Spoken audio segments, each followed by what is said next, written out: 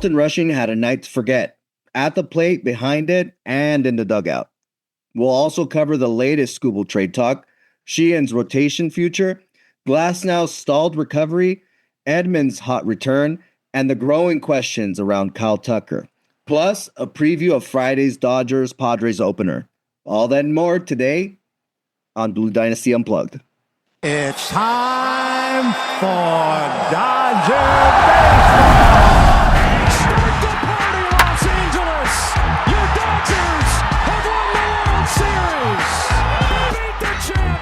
You gotta knock him out! The Dodgers cement their dynasty! And welcome back to Blue Dynasty Unplugged, the number one place for Dodger fans to get the latest news on your Los Angeles Dodgers.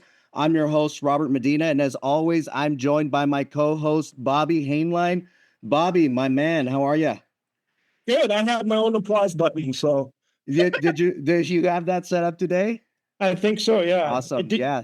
No, let's do it. So, guys, if you can tell, we have a few new faces. I'm today joining us are two of the newest contributors for Blue Dynasty, Priscilla Perez, and all the way from down under, George. George, how do you pronounce your last name? Contoyannis. Contoyannis. Background last name, yeah. Okay. All right. I'm going to have to practice that one. I'll just call you George C. That's what most people do. There you go. But we have a jam-packed episode today, guys. But before we get into it, I just want to give a quick word to our sponsor, Malachite Media. Modern marketing isn't built on guesswork anymore. It's built on data. Malachite Media uses intent data to reach people based on what they're searching, what they're shopping for, and even what they're watching. Helping businesses reach the right audience across Google, social media, streaming TV, and more. Start your digital growth with Malachite Media today. All right, guys. So we have a ton of things to get into, but I think honestly, the most pressing story is the hottest story in the Dodger world, right? Which is Dalton Rushing. Right now, Dalton Rushing had a night to forget, to say the least, last night. If you're living under a rock, you probably missed it. Otherwise, you know exactly what happened. Well, we're gonna start, with Bobby. What are your thoughts on the Dalton Rushing situation? The kid is young. People out there, fans out there, are calling him a head case. I honestly think that, I don't know. It's hard because it's starting to become a pattern, right? Mm-hmm. Yeah, I wouldn't go as far to say a head case. I think that's kind of harsh because I go to speak with a counselor every so often. I mean, Father's Day is rough for me, and so I just need to speak to somebody about it. And so I have that opportunity to go talk to my VA counselor when I need to. And I believe they he has they have a sports a mental coach. I can't get the exact wordage for it, but they do have somebody that I guess.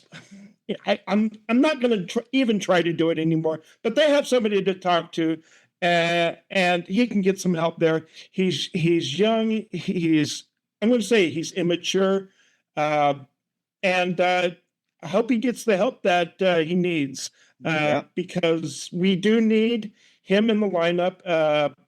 I mean, what are we going to do? Put Chucky Robinson out there every day? I don't think we can do that. Although he did have 2 base hits the other day, so good on him. Yeah, and so it's a tough situation he's going through. I wish him all the success in the world, and like I said, I hope he gets the help that he needs. Well, Rushing went 0 for 4 last night and 3 Ks, right? But he's been struggling of late, right? And so, baseball is a mental game, right? It's a game of failure, right? Essentially. Right. But, I think the biggest problem or the biggest issue for me personally that I felt was the way he handled the situation and the way he interacted with Ohtani in that what was it, second or third inning? You can't show up Ohtani like that. You just can't do that. You can't, right? I mean, it's Shohei Ohtani. If Shohei tells you challenge a pitch, you better challenge that pitch. I mean, you're playing with one of, if not the greatest player of all time. So, I know Priscilla, yesterday you mentioned a few things and you had a few thoughts on, this whole Dalton Rushing situation. What did you see? And, how do you think that a kid like this can maybe break out of this headspace he's in? Because in the post-game interview, he was down. I mean, the guy sounded defeated. So, it's like he mentioned, it's becoming a pattern. So I think that's where the Dodgers fanatics, we become a little frustrated. We want, obviously, everybody on the team to show that class and more than anything, be successful. But when you're being given tips and, support and anything that the Dodgers have to offer in order for you to be successful, and you kind of deviate from that, trying to make your own choices and then get frustrated with it, you have to take that accountability, which he did.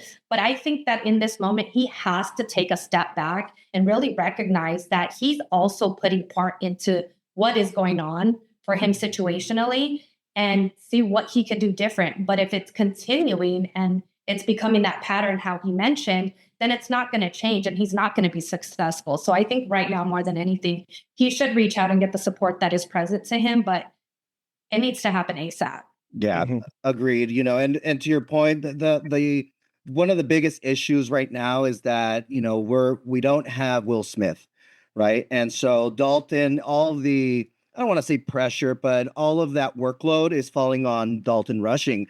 And so for him to not only have to call a game and do his normal preparation before the games and everything that goes into that, now you add an extra layer of dealing with trying to control your emotions, right?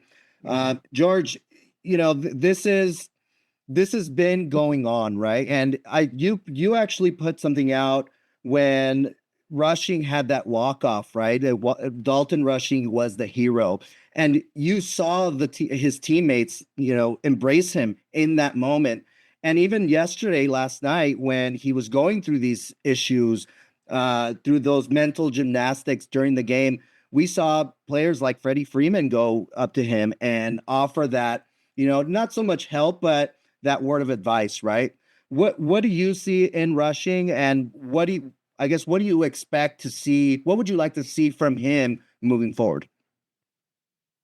Yeah, I think it's a very common issue or trend in younger players as well. I think it's a lot more common than what we realize. I see it happen in all sports. It happens in the NFL as well. It happens in the Australian football here. Young players, sometimes you don't know if they're going through anything outside of the team in their personal life, or I'm not sure if this is the case for Dalton, but we don't really know. So I guess we can't really judge in that sense. Now, obviously, he's frustrated. It's something which has come out a lot more ever since he started playing this year. And that's what the other night, his walk-off, he was getting very frustrated in that game too, until that happened. Yeah, and he broke a bat, didn't he? Yeah. Pretty sure, yeah. Okay. It did that whole action thing where he just snapped it over his knee. Yeah. It's not the first time that he does that. You can see his frustration time after time. And I think that's where, everybody else's frustration kind of comes in. I think that we have to consider too, he came from being the shark in, a fish tank to like a little fish in this big ocean, in addition to all the pressure that does come with Will Smith being out. So it's a lot to take in, but like we had mentioned, that the support is there. As fans, that's what we want to see, for him to use that support. Yeah, absolutely. Yeah. And so I'll just add to that. Sorry. I think that's why we've been the best team in the last, couple of years, and currently probably are the best team, because it's not just what we do on the field, it's what we do off the field as well. Like you see Freddie talking to him, that probably doesn't happen in every team. So he's got a very disciplined and mentally strong group around him, as well as psychologists or whoever else he needs to see too. Yeah, No, agreed. And yeah, I have no doubt that the organization, has their, imaginary arms wrapped around him right now. Tim never had mentioned that the Dodgers, front office treats their players, like gold. So they get treated very well. I mean, they're the only team that have two private airplanes, right? Or no, actually, the media and the team fly separately, and they're the only team that actually does that.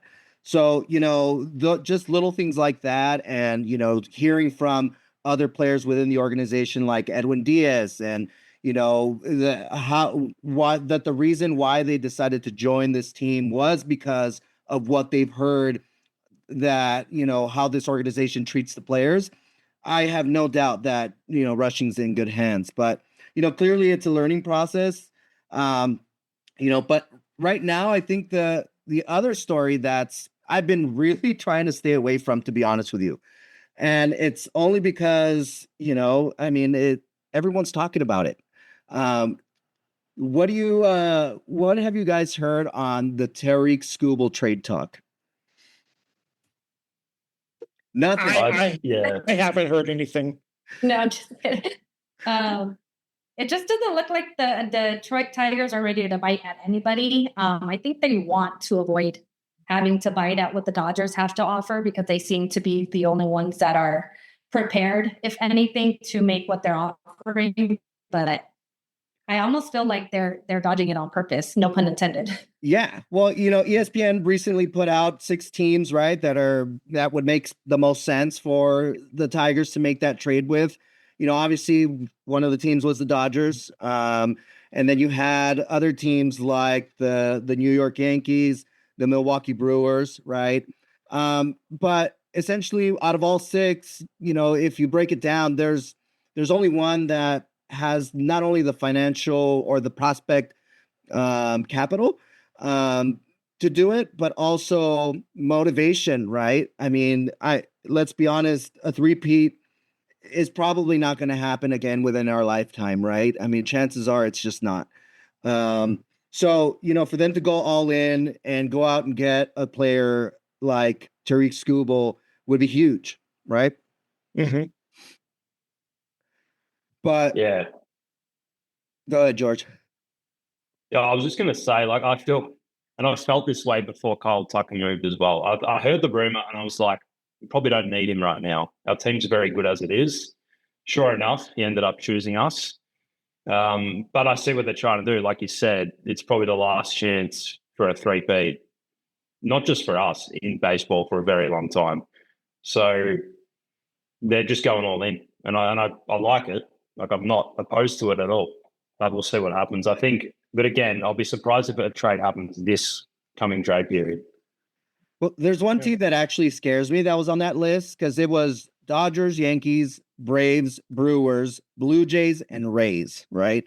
And there's actually one that scares me more than another, but there's 2, right, that I would say I would, rather not Skubal go to them. Well, one of them, and the one that scares me the most, is the Braves.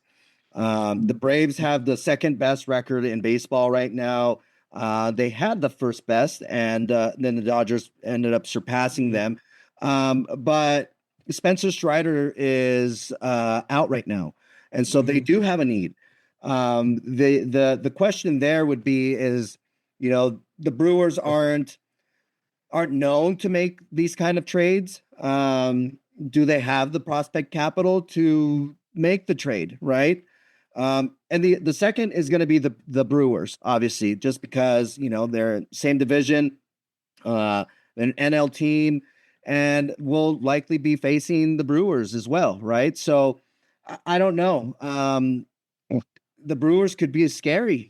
They have what's that pitcher's name who's just like Jacob Mizorowski.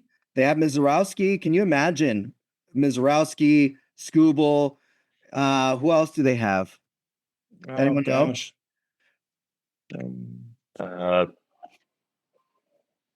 Let's see. Well, this is the thing about the Brewers. Like, they seem to have a team of not many, and they just do well. So, as in not many, like, big name known players, and they just always do well. The Braves. So, the Brewers. The Brewers. But yeah. They just have a team with like NLCS last year. I barely heard about their team. And I was like, how do they made it this far? Yes. But they do. Yeah.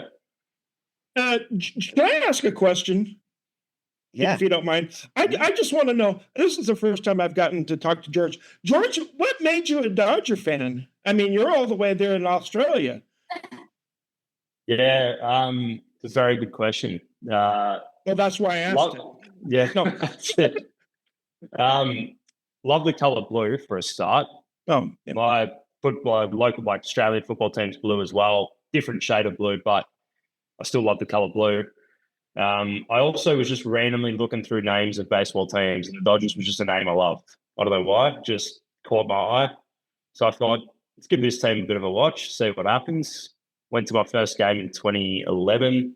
Very, very different team to what it is now. And yeah, just kept watching, fell more in love with the process, with watching them, and then stuck with it.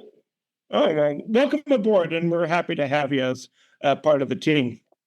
Absolutely. Thank you. Absolutely. But, guys, getting back to that Skubal trade talk, I mean, Priscilla, from a scale from 1 to 10, how probable do you think this trade is, how do you think this is going to happen? I think it's everybody's fear that it will. And because that's the case, I do think it's going to happen. They're ready to ruin baseball. Yeah. So it's one of those things where, like I said, I don't see the Dodgers being okay, like you said, with him going to the Braves, him going with the Brewers. One of the teams that we end up having to face, I think the smartest thing to do would be to get him. But, we still have that rotation. We still have Snell and Glasnow out. So it's kind of tough to see where he would go in. And then it's a 1-year contract, I believe, is that what it would be, right? Well, he's a rental. Yeah. Essentially, if we trade for him and don't re-sign him, he's done at the end of this season. Yeah. So it's which leads me to my next question, right? What would a trade package for Skubal look like? Because some of the proposed packages out there have been, including names like Emmet Sheehan, right? Zahir Hope, Aiden West. But, I mean, I think at this point, I would be okay parting with an Emmet Sheehan. I would like to see Sheehan, bounce back, because he hasn't been good of late, but, he could also be a very powerful, weapon out of the bullpen. Right. So, and let's be honest, there isn't a 6-man rotation in the postseason. So what are we going to do? Right. So we're going to have to make some, not we, right. When I say we, the Dodgers are going to have to make some tough decisions, right. As far as what the rotation, there's only so many spots, but, are there any expandable players, right, that you guys feel, hey, I would be okay giving up this player for, in a Skubal trade package? As long as it's not Elijah Hainline and James Tibbs III, I think I'm okay with that. Elijah Hainline must be protected at all costs. But I mean, Bobby Miller. I mean, I was a big Bobby Miller fan, and now I'm not so sure. I don't know. He seems like he's getting his velocity back. I'm blanking on his name too. Never mind. I'll think of his name and get back to you later on it. Yeah, I mean, there's tons of depth, right, in the minor leagues, especially in the outfield, pitching depth, right? We still have names down there like River Ryan, and Gavin Stone, and and others, but I would be okay with that proposed trade package as far as including a Sheehan, Zahir Hope, and maybe a couple others, right? Would I do it for a rental? I don't know. I mean, if it means the Dodgers three-peating, yes, I would do it. If it means, we do it and it's a rental, we lose, no, but there's no real way of knowing, right, what the outcome is going to be. He's like, guarantee us that we're going to win, and it's set. That's all I want. That's all I want. Yeah. But speaking of Emmet Sheehan, go ahead. Sorry, what?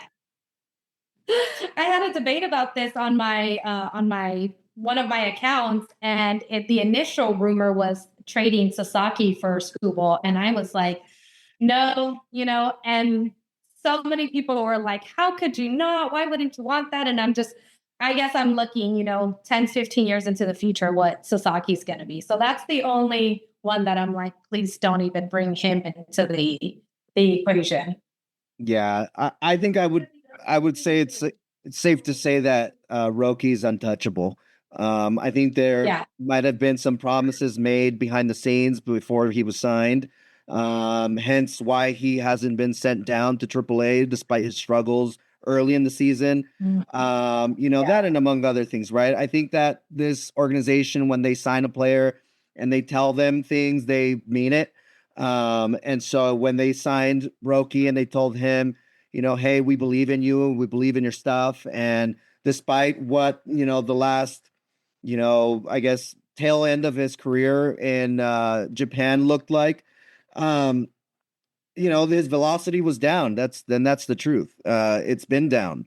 So yes, there's been fears of a possible, injury to his pitching arm, but I think that the Dodgers are really sold on Roki. I don't see them parting ways with him anytime soon. I think he's going to get as much runway as they can possibly give him. So, I don't know. I don't see a Roki trade for Skubal, especially for the rental. At the same time, how much money, right, can we keep paying these players if we're going to bring Skubal in and re-sign him, right? And sign him for long term. What does that look like? We're going to be spending $50, $100 on Michelada drinks at Dodger Stadium, right? It's going to be crazy. So, but Emmet Sheehan, his latest start was a clunker, right, to say the least. It was against Baltimore. He allowed 6 earned runs over 3 innings, over 3 1/3. And, this brings me to my next, I guess, question, right? What is Emmet Sheehan's future look like as a Dodger? Or is there a future for him within this organization? Yeah, I don't think so. And by the way, I thought the other pitcher's name was Landon Knack. I think that Landon Knack would be a good person to send over to Detroit. But yeah, Emmet Sheehan, Landon Knack, and oh gosh, I can't think of the other of another prospect I would be willing to send to Detroit. But yeah, Emmet Sheehan, I don't know. He had a good start, but he hasn't shown any. He just hasn't shown us anything lately, unfortunately. And I hate to say that because I have his autograph on my Dave Roberts bobblehead over here. So, yeah, he's definitely struggled of late. Right now, he has a 5.32 ERA through 67 and 2/3 innings. I don't know. I think at this point, as much as I hate to say it, right, because I'd like to see him out of the bullpen in the postseason, but he's potentially trade bait. Yeah, right. Exactly. And like I said, I hate to see that too, because I was a big fan of his. He was nice enough to sign my bobblehead when I was there in 2023, I believe. So yeah, it's unfortunate, but that's baseball. You have to make moves to get to be better, unfortunately. And, I think the Dodgers have, a lot of decisions to make, but specifically with the starting rotation, we have, a few key pitchers on the IL right now, including Tyler Glasnow, and Blake Snell, and others, right? River Ryan is still trying to make his way back in AAA. He's shown some pretty good stuff, but as of late, he's been, he hasn't been too good, right? I think he allowed 8 earned runs in his last outing. I don't know if he's had another start. He should be coming up soon. But George, what have you seen in Emmet Sheehan, and is there is there a path for him to solidify his role as a starting pitcher with this organization? Yeah, look, it's looking very, I guess, slim right now with his future with us. I think he just needs to put together quality starts, really for the rest of the year if he doesn't get traded in this deadline. So, yeah, he needs to put in quality starts to prove that he's going to be a starting pitcher for us. I was really happy with how he went last year, and I can see why he didn't make the 4-man rotation, but he was still a very handy piece last year. So I know he can do it. We've seen him do it before, but he probably needs to turn it around very, very soon. Otherwise, yeah, I can't see him being a Dodger for too long. Yeah. And I think he does have options left, so they can essentially send him down, right? But Priscilla, if you had your choice and it was up to you, who would you send? Who would you bring up, right? Or who would you replace Emmet Sheehan for in this rotation? In the current rotation, Taking health into consideration. taking who? Taking the health into consideration. Taking health into consideration. Well, it's like you said, we go back down to 5 come, real soon. And we have 2 really big ones on the, in recovery right now. So who would I replace Sheehan with? You've got I would have Snell. to say maybe. Yeah, no. I would say Snell or Glasnow definitely coming back in. And then we have Lauer too to think about. So it's one of those things where it's almost like just naming the other guys. He could just go and we don't even have to bring somebody back up. Right. But I don't know. There's just so much potential with the ones that we have coming back here soon. What is it, like mid-July we're hoping for them turn, or at least the both of them by then turn. So it's really difficult to say, I'll bring somebody up knowing that these guys are coming back and knowing that we have Yamamoto, Shohei, and Lauer. And then Robleski. Robleski's killing it. So that's a good one. Yeah, we have Snell that's making his way back. I think he's set to throw a bullpen tomorrow. It's supposed to be all fastballs, but it's a step in the right direction. River Ryan has had some starts down in AAA. Haven't heard much about Gavin Stone. Eric Lauer has really been great since joining the team. He's put up some solid numbers, but he's already within the rotation. But I think that Katie Wu recently came out with an article, and she mentioned that Emmet Sheehan could potentially be pitching for his spot in the rotation, right? Or just his future in the rotation in general, right? Coming up on his next start. So the question is, who's healthy to bring up, right? Snell's not ready. Glasnow, we're going to get into him right now, but the only one really that would be a viable option would be River Ryan, I think, right? Yeah. So, but Tyler Glasnow, I wish I knew, and I think he wishes he knew what's going on because he has yet to make any progress, right? And that brings us to our next topic here, and it's what's going on with Glasnow, right? He's had these back spasms before, and he's said that he typically gets over them, but he has yet to throw a baseball, right? I mean, he hasn't thrown off a mound for sure, and anytime he starts any type of baseball activity, the spasms come back, right? Will we see Glasnow back this year, or is this something that's going to be dragged on by the Dodgers to eventually tell us, hey, he's out for the year? I don't know, because Tyler Glasnow's always had problems staying healthy. And I don't know. Is sitting him out for an extended amount of time viable? I mean, I don't know. What does anybody else think about that? Yeah, I think Look, the similar thing happened in 2024. He was kind of meant to be out for just, a month, 2 months maybe. And then all of a sudden it just kept getting pushed back. And then in September, they said, no, he's done for the year. So I'm hoping that's not the case. I'm hoping because let's face it, he's a very underrated pitcher when he's healthy. I think he's one of the best, arguably one of the best in baseball. Maybe not top 3, top 5, but he's right up there. He doesn't give up many runs. He pitches for a durable amount of innings. So I'm just trying to stay positive in this, that he can be back for the back end of the season.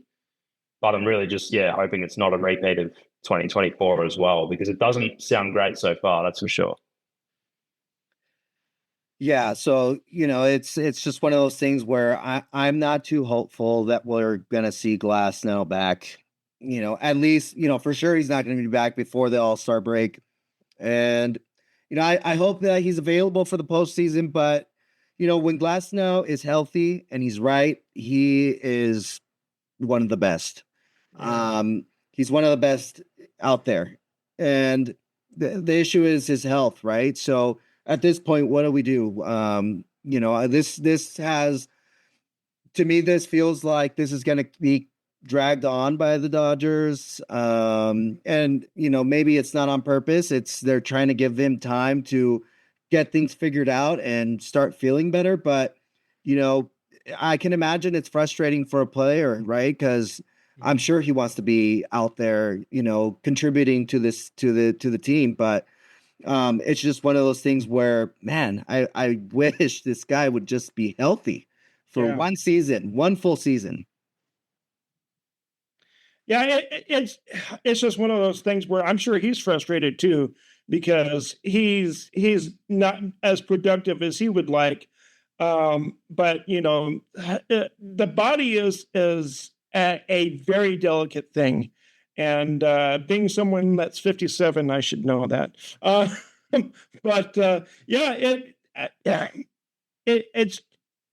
It's just one of those things. Back spasms. There's really nothing. I mean, you can get injections for it to help with it. I don't know. I'm not a chiropractor or anything. I don't know how. Yeah. I mean, I don't know if there's muscle relaxants. I'm sure can help too. But yeah, it's just. You got to be careful with him because he is so delicate. And with our rotation the way it is, I would not rush him back right away. Yeah, agreed. So there, it's hard to, I guess it's not very clear, right, as far as what type of reinforcements the Dodgers will get, as far as the starting rotation, right? But one reinforcement that they recently got back has been just absolutely scorching hot, and that's Tommy Edman. Mm-hmm. This man has been, look, it's small sample size, but 8 for 22 before yesterday's game, 364 batting average, 417 on base percentage. He's just killing it, right? And he is giving us, flashbacks of Tommy Tanks, right? Postseason, Tommy Edman, right? Mm-hmm. What have you guys seen from Tommy? And, is this even sustainable? I'm going to let you answer that, Priscilla, because I remember you going, Tommy Tanks, the other night. That's a boy. Yeah. That's my boy. I'm going to be honest. I'm going to do it like a little... So in 24, when I was watching baseball, like I'm still doing it now, but the way that I was watching baseball because of Tommy Edman, there was just something about him that I was like, this kid's going to be good. And, his first, I guess like mid-ish 24 wasn't that great, but come postseason, oh my God. I was like, that's my Tommy. That, I was excited. The kid put up numbers. He's really good defensively. He's really good offensively. Returning from an injury, you would expect a player to be a little slower in the transition, just kind of getting their body back out there and like used to these long games. But Tommy was like, no, I'm back. I'm ready. It's not as hard as we would want, like a returning player to be. But all things considered, I think he's doing great. So yes, my vote's always going to be on Tommy. Yeah, I'm so happy that he's back because he has provided that spark that we needed. If you notice, nobody on the team is betting above 300 except for Tommy Tanks now. So I mean, and then that's another thing. I think Dalton Rushing is being so hard on himself because he is expecting to go up to the plate and make an impact every at bat. And it's baseball. Baseball is one of the hardest sports to hit for average, and he's just putting undue pressure on himself, and maybe that's why he's not having more success than what he is right now. And that's hopefully something that they bring up in his counseling sessions. But yeah, nobody is hitting above 300, and that makes it even more remarkable that we have the record that we have right now. Yeah, that's an important point. That's a really good point, right? Because right now this team isn't firing on all cylinders, right? We have pitchers on the IL, we have key players that have been, very important in years past that are not here right now. We're just not 100%, and yet this team still has the best record in baseball.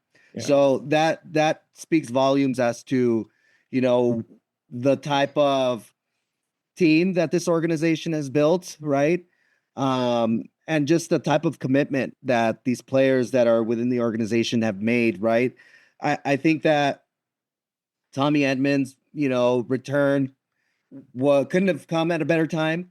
I think that these timely base hits, these timely hits, right, that he's gotten of late have been exactly what the Dodgers have needed.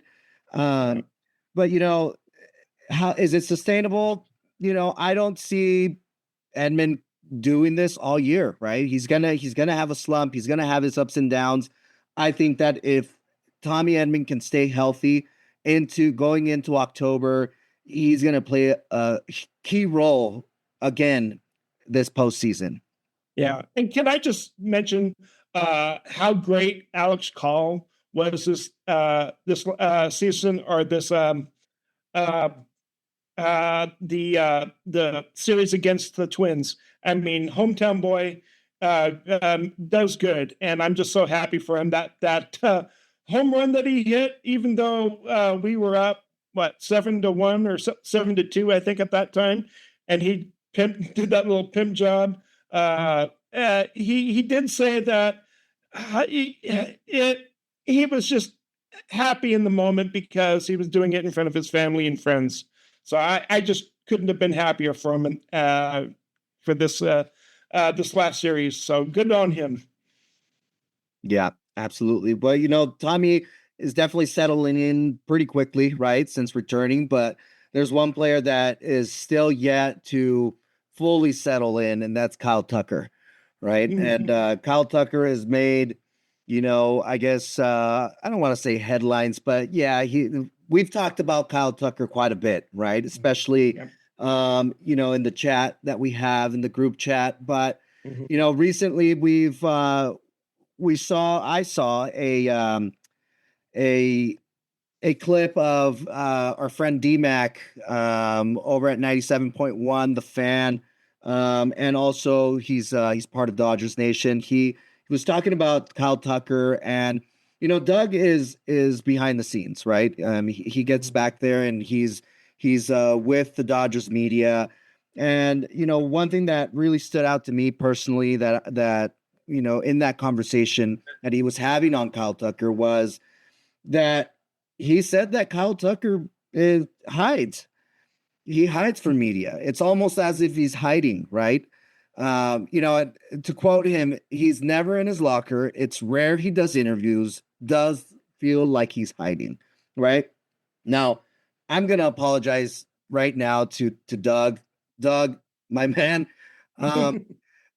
we put this out there and it sounds like it got some traction. Some people saw it. I don't know, but if it's true, I think that it's important to say these things, right? If Kyle Tucker isn't embracing the culture, if he's not embracing being a Dodger, I think this is something that needs to be talked about. Well, I've also heard that he doesn't take batting practice before games, and I think that is almost a necessity. I think every player should be out taking batting practice. I think that helps with the whole routine, muscle memory. It helps with your reaction times and hand-eye coordination. He has had some moments where he's made some clutch hits. I believe he had that walk-off hit the other night at home, and that was a great moment for him. I would just love to see him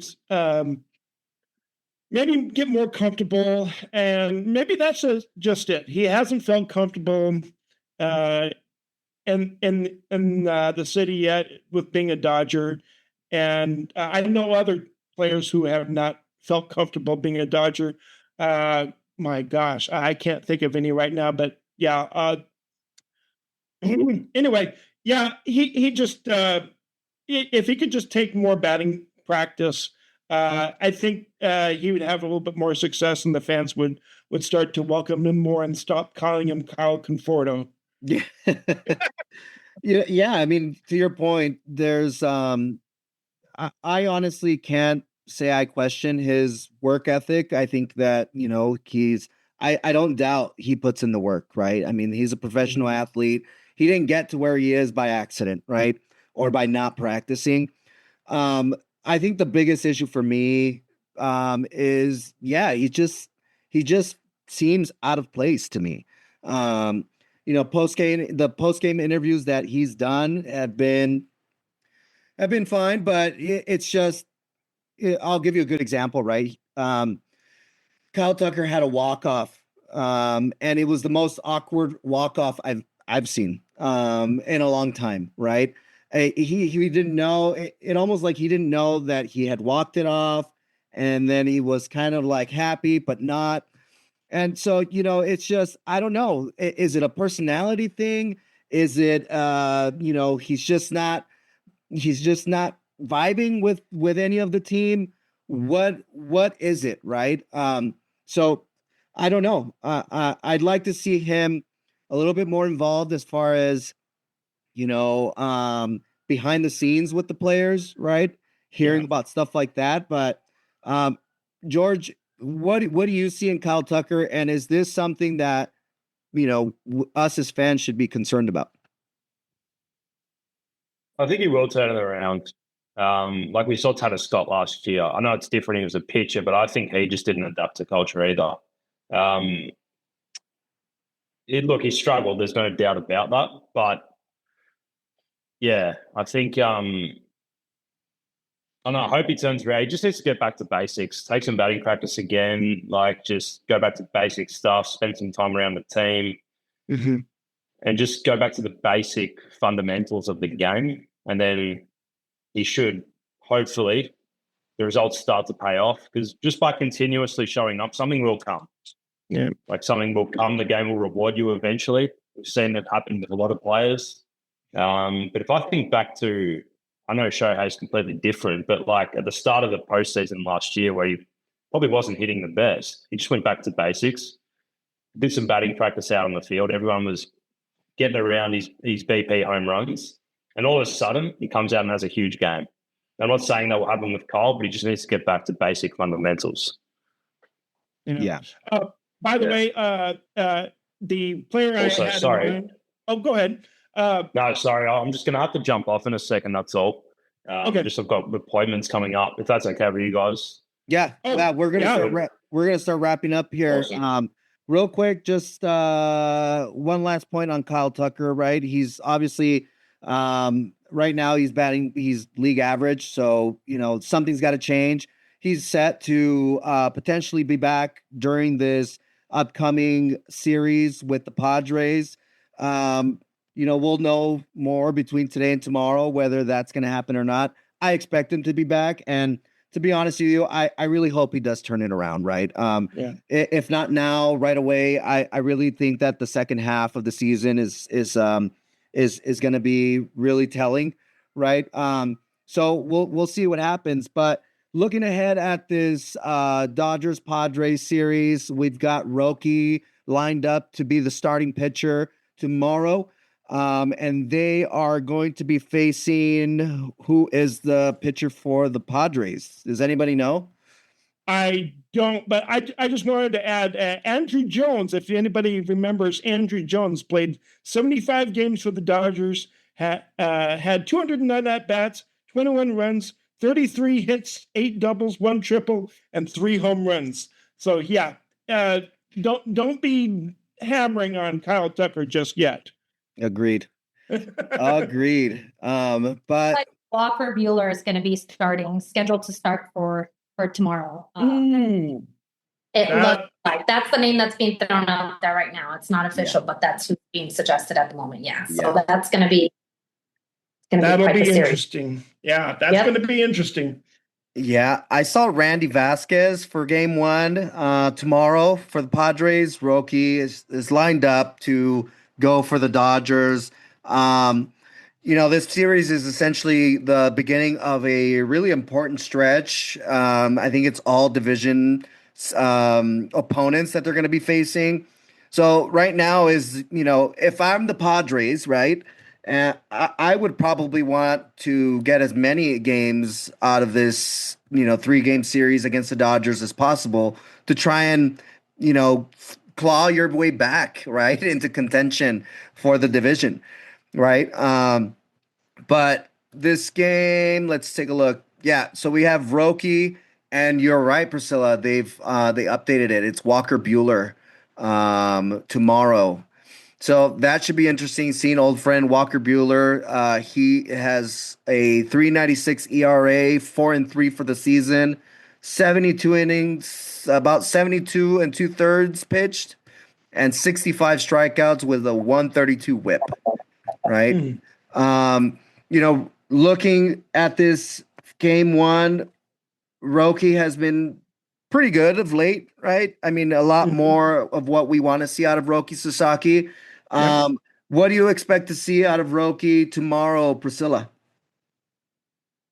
I expect that the pressure against the Dodgers is going to be motivational for him. So I think that he's going to do well. I'd say at least a good 6-7 strikeouts, and early on, that's what I want to see. So that's where I'm calling my shot right now.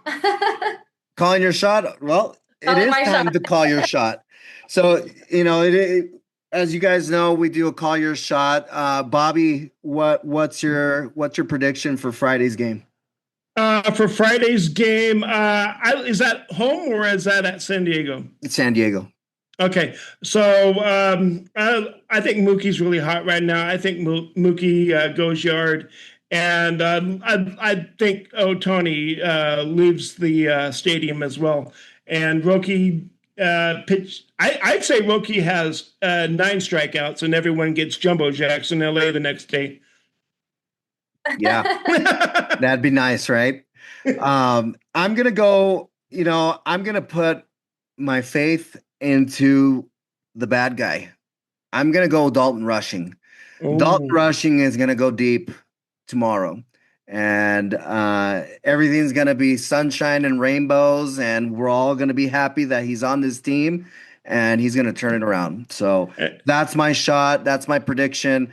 But we'll see what happens. I think Walker Buehler is gonna be interesting. It's gonna be not just weird seeing him as in a Padre uniform, because I mean we've seen him, but it's just going to be weird, right? And seeing him on the other side. Yeah, it's going to be like seeing your ex-girlfriend at the store. You're going to like, oh, hi. Yeah, right. How are you? Yeah. You say hi? Right. right? But It's Idaho. We always say hi to everyone. We're like, hi. yeah. But don't forget Pajes. Pajes was their daddy at one point with the amount of rivalry that there was. And again, Tommy Edman. So don't forget about those two. Yep. No, absolutely. And the Padres are coming off, they're hot right now. They've really turned it around of late. I think Tatis finally hit his home run, right? First home run of the season. I think he's had a couple, if I'm not mistaken. And then Manny Machado has hit a walk-off base hit, I want to say, yesterday or the day before. So, they've got some good momentum going into this series, but you know what? So do the Dodgers. So it's going to be a great series this weekend, guys. Don't miss it because I'm sure not. So I think it's going to be a good game, a good 3 games. But with that, that's all the time we have for today. Thank you for watching or listening to this episode of Blue Dynasty Unplugged. If you're watching on YouTube, make sure you like this video, subscribe to the channel, and turn on the notifications so you don't miss our next episode. You can also follow Blue Dynasty on Facebook, Instagram, X, and TikTok, or listen to Blue Dynasty Unplugged on Spotify, Apple Podcasts, Amazon Music, and iHeartRadio. And don't forget, you can call your shot before every Dodgers game on social media, drop your prediction before the first pitch, and you might be highlighted the next day on Blue Dynasty. So we're aiming to bring you guys an episode every week. So make sure you follow, subscribe to your favorite platform so you can stay up to date and know when we come on next. But with that, be sure to follow Priscilla and George at what's your handle, Priscilla? At Bleed Blue Bay on Instagram and TikTok. That's right. And George had to bounce out of here, but he is the Aussie Dodger. And of course, you all know Bobby Hainline, Dodger Man, right? Dodger Man Games. At Dodger Man Games, yes. That's my Twitch channel, and I don't really do much Twitch anymore, but I'm still Dodger Man Games. I do some twitching sometimes, but not too much. But follow everybody on social media. We really appreciate you guys for, hanging out with us for, 30, 45 minutes. I think this show went a little bit longer than we wanted to, but all good. I'm Robert Medina. Thanks again for watching and listening. And as always, go Dodgers.